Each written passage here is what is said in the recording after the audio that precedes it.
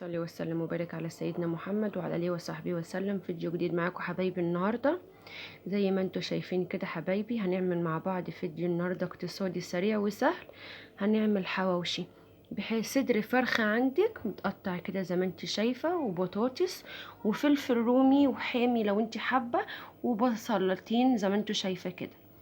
هنعمل احلى حواوشي النهارده اقتصادي وسريع للغدا، والاولاد ياخدوه معاهم في اللانش بوكس للمدرسه كمان ينفع، ومفيد ومغذي. انا دلوقتي بقى اوريكم حبايبي ايه اللي هنعمله.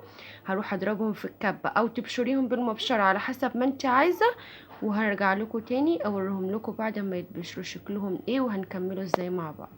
رجعت لكم تاني حبايبي. زي ما انتم شايفين كده، بعد ما فرمت البصل والفراخ والبطاطس، الفلفل الصراحه ما فرمتوش، انا سبته كده صحيح كده متقطع صغير. هنزل دلوقتي بفلفل اسمر زي ما انتم شايفين كده، وهنزل ببهارات فراخ، وهنزل ببصل بودر وتوم بودر وملح. حابه تحطي بقدونس، حابه حطي، انا حطيت فصين توم. حابه حطي جبنه موتزاريلا في العيش او تقلبيها فيهم، كل ده بيزود القيمه الغذائيه معاكي. انا بقى كده هقلبهم حبايبي واحطهم في العيش واوريهم لكم وانا حطاهم في العيش، ونشوف هنكمله ازاي مع بعض. قلتلكوا تاني حبايبي زي ما انتوا شايفين كده، بعد ما حشيته شايفين شكله بقى من جوه. حابه بقى انت تحطي جبنه موتزاريلا كده، شويه بقدونس يعلوا من القيمه الغذائيه.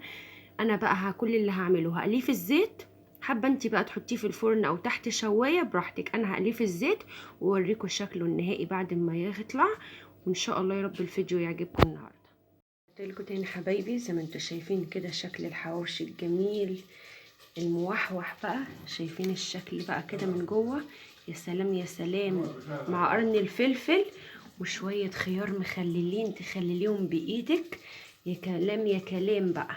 لو عجبك الفيديو حبايبي ما تنسوش الاشتراك في القناه وتعملوا لي لايك، والسلام عليكم ورحمه الله وبركاته.